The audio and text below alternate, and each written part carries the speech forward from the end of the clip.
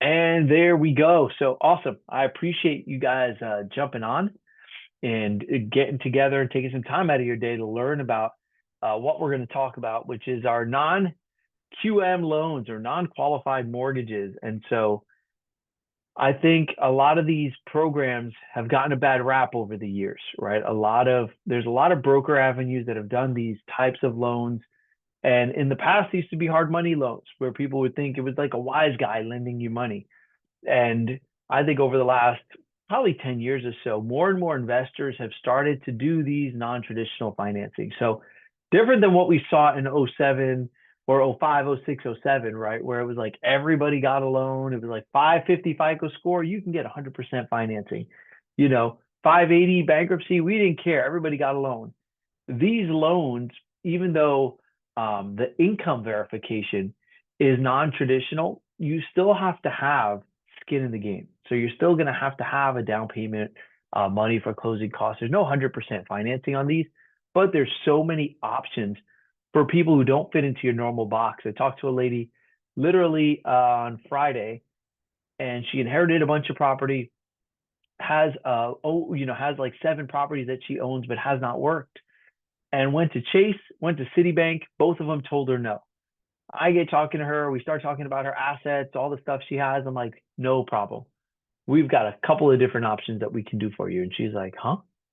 Like that easy? I'm like, that easy. I'm like, because you have assets, right? You have your net worth. You have money in order to take away the risk of your loan.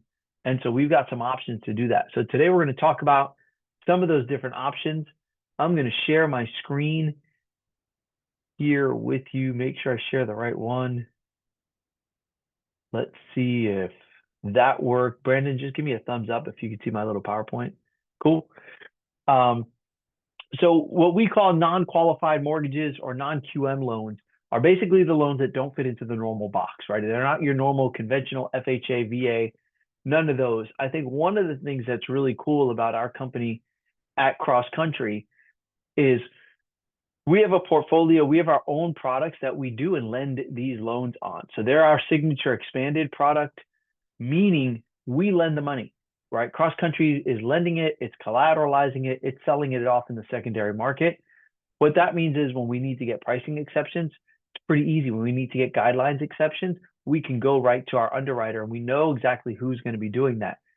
Sometimes when you deal with lenders and mortgage companies, they work with all of these outside lenders who do these types of loans, right? And the reality is they don't know what they're going to get from any different investor that they offer them to, right? So a lot of times you have some inconsistencies on that end of it, which messes with your timelines, messes guidelines and things like that. But we have both options. We have our own internal product, and then we do broker out to a lot of different avenues, right? I've got somebody who does hard money. I've got somebody who does fix and flips. I've got other programs for cross collateralization. So there's lots of different program options out there.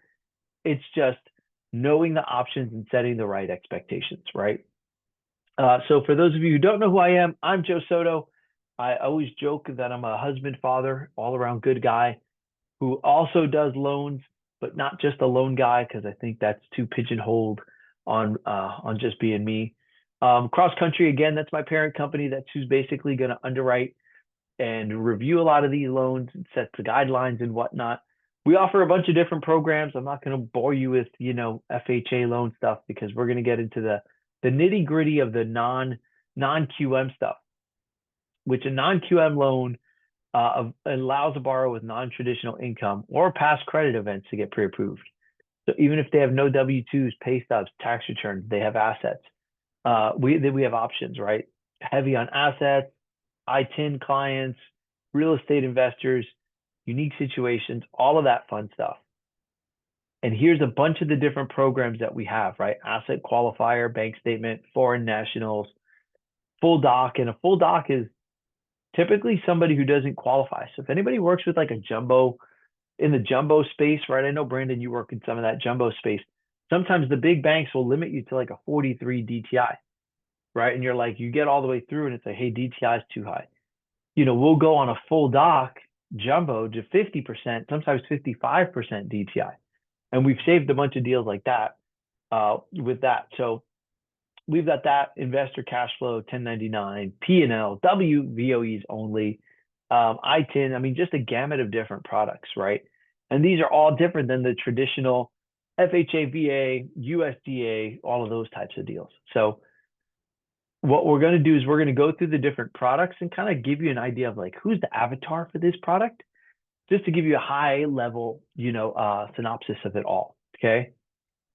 So, bank statement program. So a bank statement program is basically for self-employed clients. In lieu of using your tax returns, you would qualify with 12 months of your either business or personal tax returns. So let's just say Arthur owns a business. He's got, $1 million in sales, writes off $990,000 and shows 10 grand of income, right? Cool. Arthur's not going to pay anything to the IRS, but from a qualifying standpoint, we're like, hey, Arthur, you can't get a mobile home if your income's only 10 grand a year. So for clients like that, we take the 12 months of bank statements and we look at just their deposits. So he could be putting in 100 grand a month and withdrawing 99. We're not going to look at that number. We're just going to look at the deposits and what is put in. And then we look at a percentage of the deposits, right? So if the deposits are 100 grand a month, we would typically take 50% of that, and that is the qualifying income. So 100 grand a month minus 50% or divided by 2 would give you 50 grand a month of income to qualify, right? So it's a really good alternative if the client doesn't want to bump up their tax returns, right? And just a quick side note, if you want to use the chat, you could throw something in the chat. It's a small group here.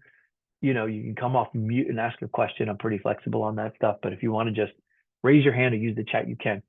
So with the bank statement program, what we used to see in the past was Arthur has $1 million of sales, right? And wrote off 990. He'd say, well, Joe, I need to buy a house. I'm going to lower my deductions. So I'm going to go from showing, let's say 50 grand a year, I'm going to show 250 grand a year, right? Well, guess what, guys? That's a red flag. If you go from 50,000 of income to 250 and then back to 50, IRS could ask a question. They could be like, Arthur, what happened here?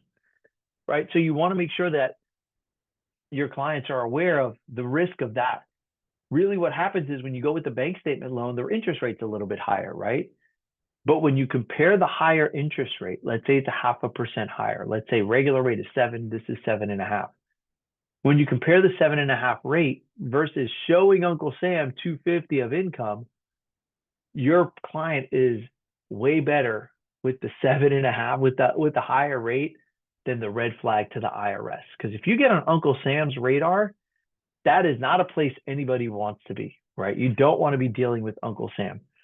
So who benefits from this program, and you could see this on all of these, is borrowers who are self-employed, they have non-traditional income or non-consistent cash flow, right? So construction workers, truck drivers, I've done some for people in who work in hospitality, whether it's like a hairstylist or something like that. Somebody who puts money in the bank, but just doesn't, the tax returns just don't show it, right? And that's almost every self-employed client, right? Anybody who files a Schedule C or an S Corp, their goal is to bring that number as low as possible. So on this particular program, we'll actually do 10% down. We'll go to a 620 FICO score.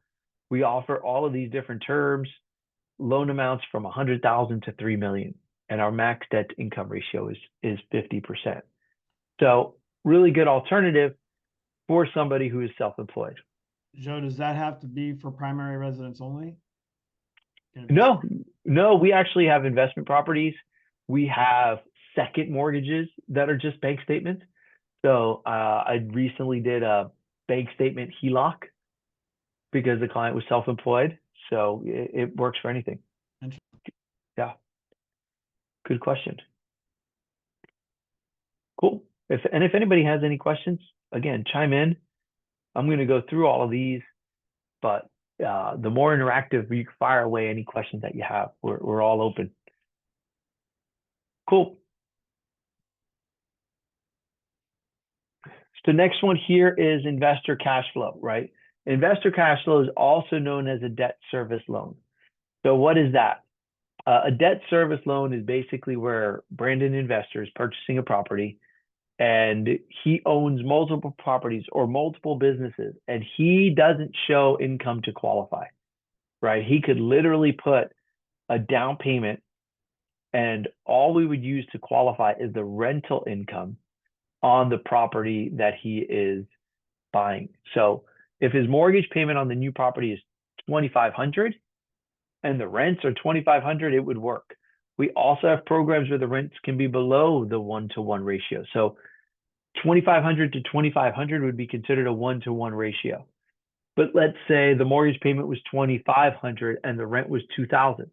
We have programs that will go below that ratio as well. And how does it work? It's the rental income is the debt service, right? If you're below 70% loan to value, so if you're putting 31% down, we actually don't care about the debt service.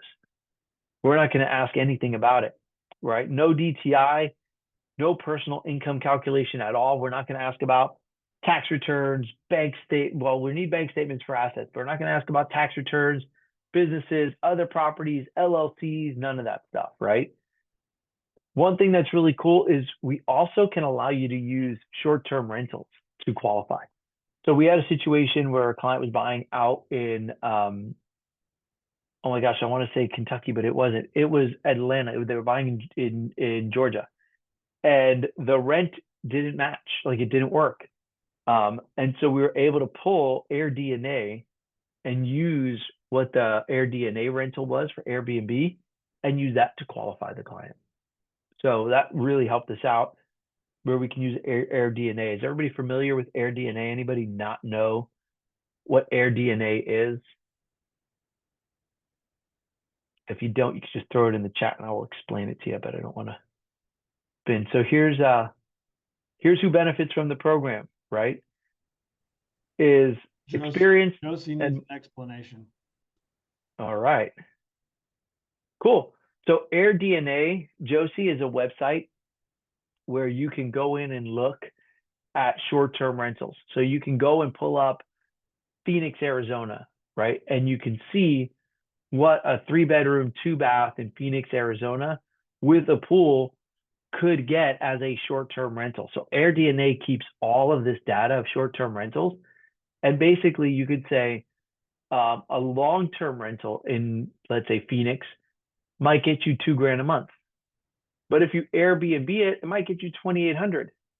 We would use the 2,800 instead of the 2,000. So in some cases, in some areas, that really helps, right? Where there's more short-term rentals. So it's really for areas that have short-term rentals. If you're looking at a place that maybe doesn't have many short-term rentals, might not help you out, but it really, really does. Almost every place, shows up on AirDNA. It's a great site. And if you're working with any investors who are thinking about Airbnb, AirDNA is a great site. We used it when we purchased our properties in Tucson and really helped me navigate bedrooms, bathrooms, location to see, rental percentages and stuff. But I'm a nerd who digs into data and reads all that stuff. But that's what that is, Josie. And who benefits? Mom and pop, or experienced and mom and pop investors, right? Anybody who's interested in long-term financing. So it's not a hard money loan or anything like that. It's for anybody, again, who has trouble verifying their income and just wants to use a rental income to qualify. Really, really good loan. We're seeing a lot of it out of state. I mean, I've done these in Kentucky, Ohio, Georgia, Tennessee, Arizona. I mean, we're doing them all over the place because those properties with a decent down payment are cash flowing.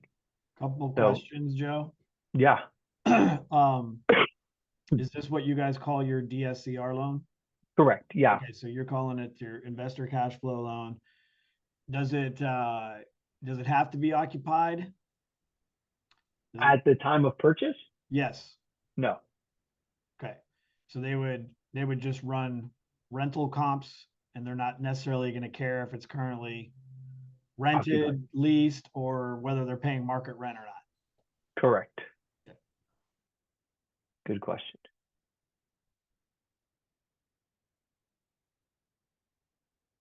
Cool. Next one. This is that signature expanded full doc. So this really, when we do a lot of rescue deals, it's usually because income, because usually when people have issues in escrow, it's because of income. Lender almost always comes back and says DTI is too high, right? But on this particular program, and it really comes into play on jumbo loans because banks are so tight on jumbo loans. But this is an expanded full doc that we use a lot for that. We can go to a max DTI, right? Um, where we have expanded options. And this is a person who can qualify, but look at all these people who would qualify into this bucket, right? It's borrowers who need non-traditional financing, DACA, ITIN, asset utilization, W-2s to 1099s, K-1s, no credit scores, right? Like this is more of a make sense financing. Non-warrantable condos, we're seeing a lot more of those. So we're doing them in this bucket here. I don't do any rural farms or hobby farms or any of that stuff, but we'll do it. Same thing with ADU. If it's got ADU income and you need it to qualify, like this program could work for that. And then borrowers who have a recent credit event, right? Like DTI is high, divorces, recent, need to omit a departing residence. Like this is pretty flexible in regards to you're close, but you're just out of the box, right? It saved a couple of deals for us in the last couple of years. Legitimately, like when a lot of times when the banks say no or the credit unions say no, it's like, oh, but we can do it here. And this kind of saves the day. So that's basically how that program works. And again, 90% LTV will go down to a 620 credit score. Loan amounts, DTI. This is the big one in this program is the DTI. 100%. That's the big one there. Cool. Working my way through. Foreign national. I have not done any foreign national loans. I'll be full disclosure. Foreign national is for somebody who's living abroad, purchasing an investment property. They don't have any U.S. credit. No U.S. credit is needed to obtain financing. We qualify typically off of the debt service or the asset qualifier. So they're putting enough down where debt service is. We don't need any personal income, no DTI or anything like that. We don't verify any foreign liabilities, right? So this is ideal avatar here is somebody non-US citizens looking to invest in the US, right? Now you'll see here, since this is a little bit more difficult, right? Max loan to value 75%. That means that client's got to put 25% down. Typically, they don't have a FICO score. We don't care about the DTI because this is really a debt service loan, right? Or an asset qualifier. Most of the time, the assets aren't even in the US, but it's usually a debt service loan for somebody with no US credit, right? Or anything like that. So I don't know if anybody's ever run into these types of clients. I haven't personally run into a lot of foreign investors like that, but we do have the program available in case you do run into one. You say, hey, Joe, I think you said you can do this. Joe, do And they still offer the 4 visas if it's above $500,000 in purchase? I'm not sure. I'd have to find out. I know that they allow certain types of visas, but I could find out for you, Brendan. Yeah, I think it used to be a minimum as long as the purchase or total purchase of the properties is above $500,000. I think the family they used to get 4 visas, but I'm not sure anymore. It's been a while since I've done one. Yeah, I haven't done one. I get calls for it every once in a while, but I haven't done. I've like once every couple of years, somebody will ask me, can you do this type of visa? And visas are different because, visas, you can still get traditional financing with a visa, depending on the type of visa that you have. Um, so this is totally different ball game, which I haven't run into, to honestly, but we offer it. Not my area of expertise. Here's a signature expanded 1099. So this program is for people who are self-employed who receive 1099s as their primary source of income. Independent contractors, real estate agents, right? Commission sales, basically similar to what we would do on bank statements is we would add up all the 1099s and we take a percentage of that as well. It's a streamlined option for qualified borrowers compared to full doc or bank statements. So let's just say you're 1099 and you get income, but you don't put the money in the bank for whatever reason, right? I mean, it's very rare that you run into somebody who would need a 1099 loan over a bank statement loan. Almost always, if you get a 1099, your money goes in the bank, right? So it's very rare that you come into it, but we run into situations where they can qualify with the 1099 statements. We can use one or two, and we would use 90% of the gross receipts. So I guess the big one here is that we would use 90% of the 1099 instead of 50% of the bank statement. So using Arthur's same math, right? Arthur, you get 100 grand, 1099 a month, let's just say.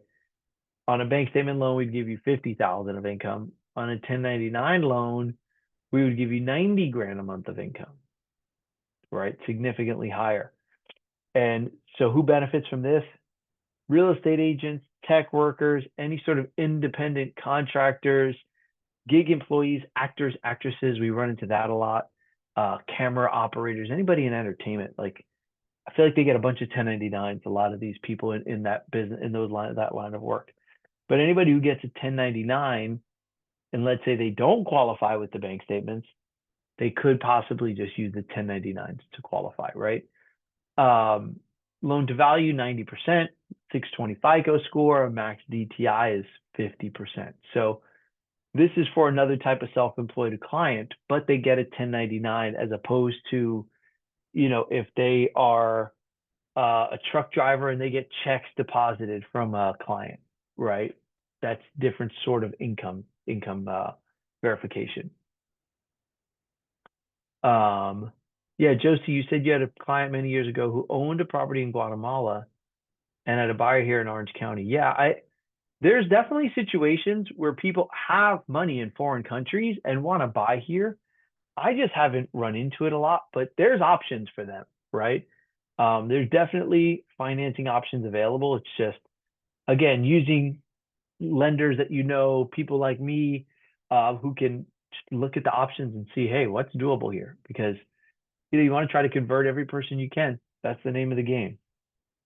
So signature expanded to 1099 is an alternative to the bank statements. That makes sense? Clicking through. So here's a signature P&L program. Okay, and this program is for business owners. We use only a professionally prepared profit and loss. So Brandon has Louder Real Estate let's say Louder Construction, because this is where it always comes up as construction guys. I don't know, construction guys never put their money in the bank. But Brandon's sitting on a couple $100 grand of cash in his house and doesn't put any money in the bank. So he doesn't get a 1099. He doesn't put the money in the bank. So I can't do a bank statement loan, right? And he doesn't have enough assets to just do an asset depletion loan. So what do we do? In a situation like this, we can get a professionally prepared so the CPA could prepare an unaudited P&L. So it doesn't have to be an audited P&L. And basically you can use that to verify Brandon's income. That says, yes, I do bring in $500,000. My deductions are only 200. My net is 300 grand, right? Even though Brandon only puts $50 a month in the bank, right? He keeps all the cash in his pocket. So we take the average from just the profit and loss, right? Not the bank statements, not the 1099s, nothing like that. We will verify that the business has been open. And we want to verify 2 years on the business. And the profit and loss has to be prepared by a CPA or a tax professional. It can't just be Joe Soto prepared a P&L for Brandon, right? It's got to be prepared by a tax professional, but it does not have to be an audited P&L. That's the big one, because your CPA is going to charge you a bunch of money for an audited P&L, and they're going to want it to be like to the penny. Versus this is like, yeah, so you could literally tell Brandon CPA, say, yeah, my gross receipts were 500,000, and I wrote off, 50 grand for auto, 10 grand. Like, you could literally tell them whatever you want. But usually they'll make sure it's pretty close. And then who benefits from the program?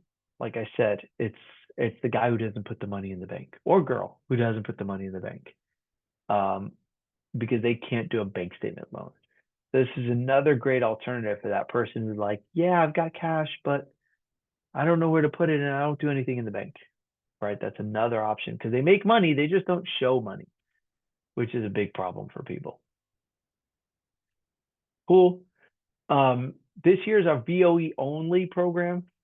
So this is a program that streamlines the income verification process by going straight to the employer, right? This is for people who have a hard time or consistent income, right? They have inconsistent income. Usually it's because of bonus, overtime, or commissions, right? Where you run into some issues. But basically what happens is we send the form to the employer, and the employer would fill out a written verification of employment form. So we send it to them, they fill it out, the income that they put on the form, that's the income that we use to qualify, right? So it's an alternative approach to income verification. It's a reliable method for confirming a borrower's employment status, save time and effort because they do not have to supply additional documentation. So it's just the written verification of employment. We've got some clients who've got just all types of quirky pay history, right? Like they get paid. I had a guy who was the head of security for a company, and they would pay him differently based on every event that he managed.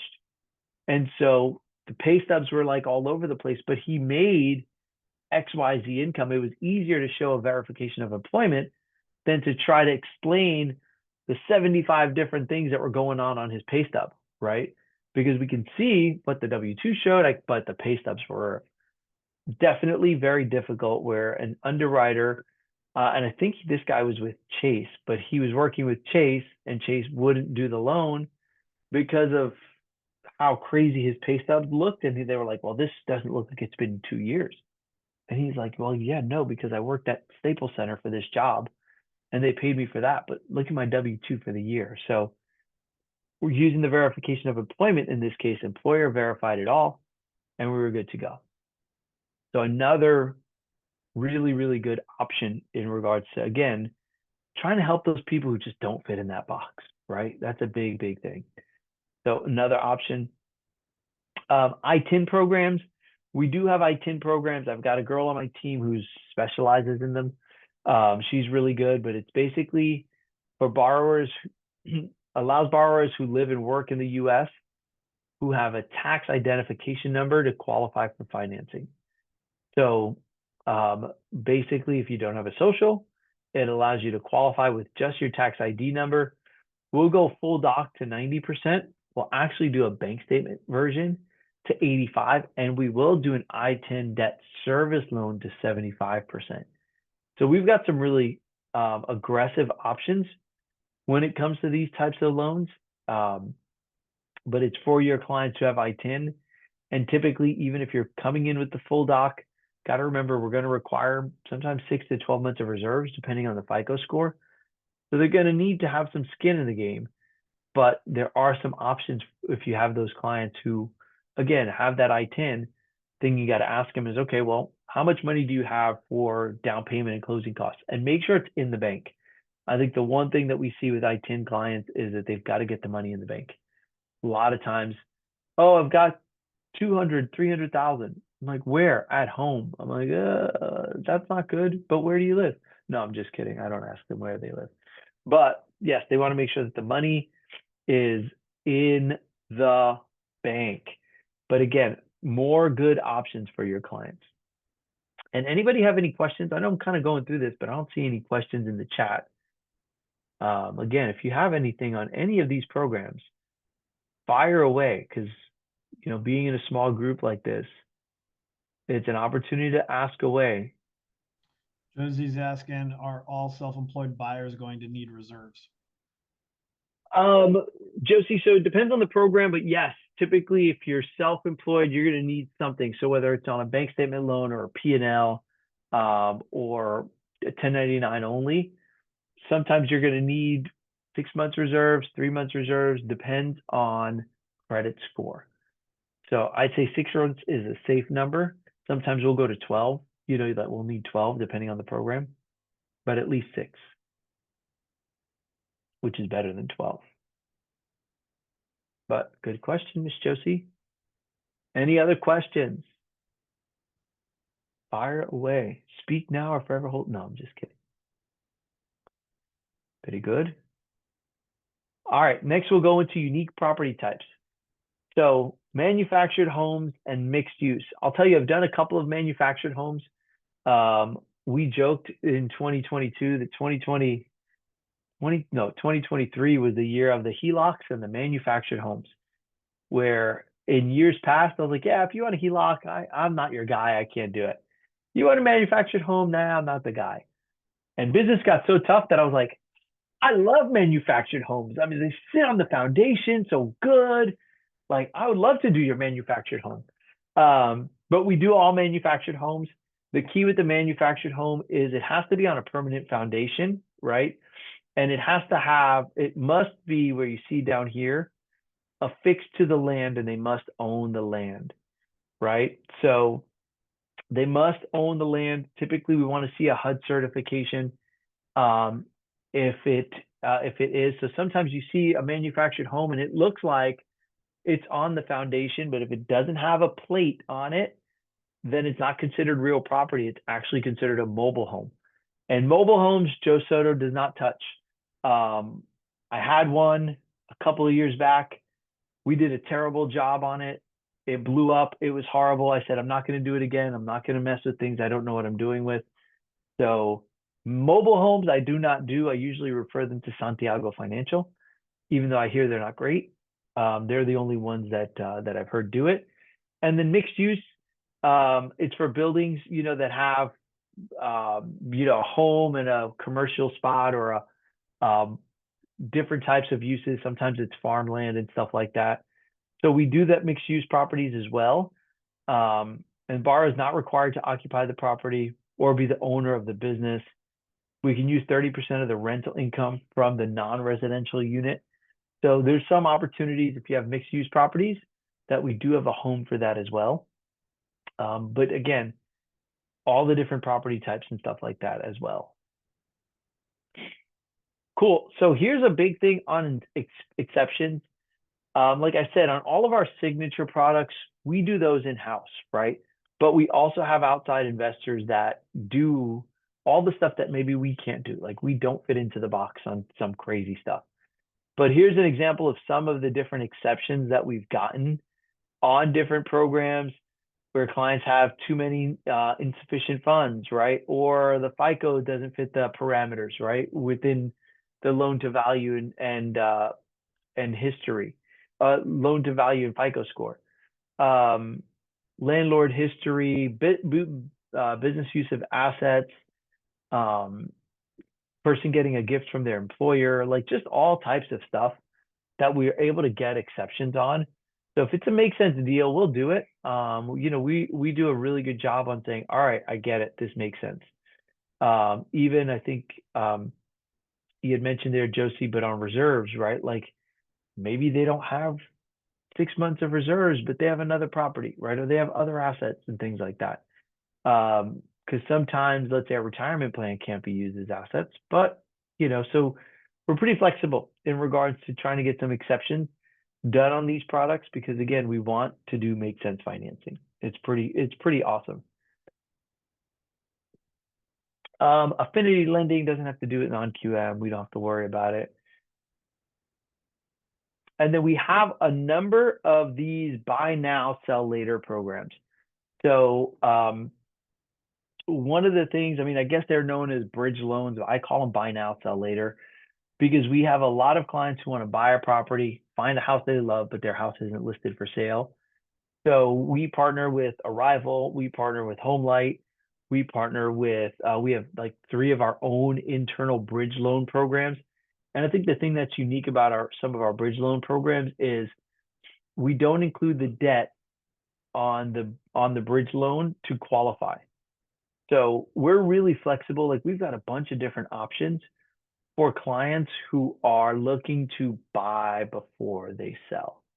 Arrival, I think most people are familiar with Homelight, but Arrival's one of the cross collateralization lenders that we use. So like I'm doing one right now for a guy who's got a property free and clear in Seal Beach, wants to buy a new property in Long Beach, and we're basically cross collateralizing both properties to give them the money to buy the Long Beach property before the Seal Beach property has sold. So that's an example of a cross collateralization bridge loan, but it's a really, really, really good program. I mean, we've got lots of different options for this particular client who's looking to not do a hard money loan and just want to look at these options. I think I've done, geez, probably like 6 or 7 of these in the last like 8 months, 9 months, something like that. So they're very, very popular. And even if the client doesn't do something like this, it puts them in the right, like gets them moving towards selling their house, right? Like it's like, all right, I don't want to do this because whatever, the cost is high, but they still now are taking action towards signing that listing agreement with you. So this is great conversations to have with people on different types of bridge, buy before you sell financing. Really, really good options that we offer. Any questions about these buy and sell programs? I don't know if anybody's ever used any of them. So Joe, it's not a it's not a pay for, it's not like how Knock used to be, or how Homelight? well, Homelight, I think, yeah, Homelight pays cash. It's not Yeah, really a bridge loan. They just pay cash and they charge you a service fee to do it, and then you have 6 months to sell it, I believe. yeah. So they're all kind of similar, right? So they all charge a fee on the sale, typically. Um, and they're all short-term loans, right? Like 60, 90 days max that you're looking for. But like like gives you a Homelight gives you a whatchamacallit.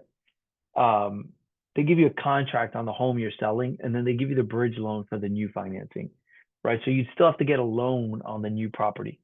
Arrival is literally just cross collateralizing both houses, and then they give you the cash to buy the new house cash. So they're just different ways of structuring it, right? Like they all have a fee. I think with Arrival, you can actually get the seller to pay that fee. So Homelight hasn't adjusted to this, but let's say the Arrival fee is 2%.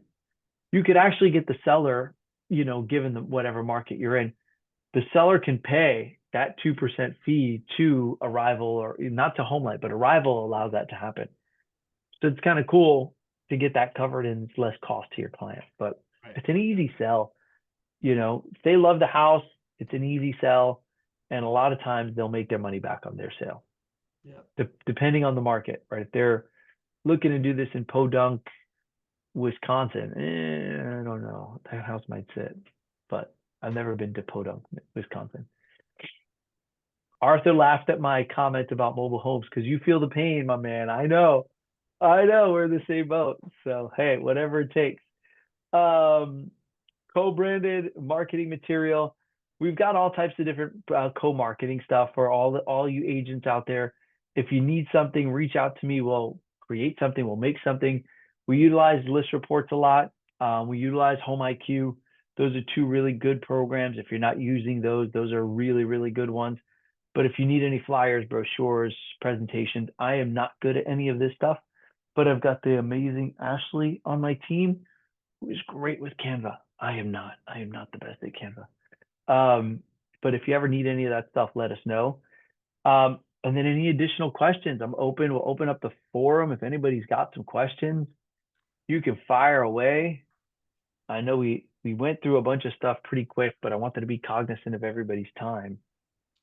So do most of these also work in the 2 to 4 unit space or strictly single family condo, townhome? No, most will work into units. I haven't run up to 4. We don't do anything over 4 just yet. We're working on it. But no, most of them work for units, condos, townhomes. Occupancy, I mean, DSCR is probably more common for units and stuff like that. Yep. But yeah, I mean, you could do a P&L loan and buy units. It also works on refinancing too, right? Like we've done a bunch of DSCR refinances, believe it or not, where clients are like, I just need to pull money out Right. and I'll do Cool. it. So we've done a bunch of that too. All right, Yep. dude. Cool. Well, thanks, Brandon. Appreciate you jumping on. Josie, Esmeralda, if you have any questions, you can fire away. Otherwise, I will let you guys get back with your day, and I will send out a recording in case you want to share it with anybody. Cool. Thanks, Joe. All right. Thank you, everybody.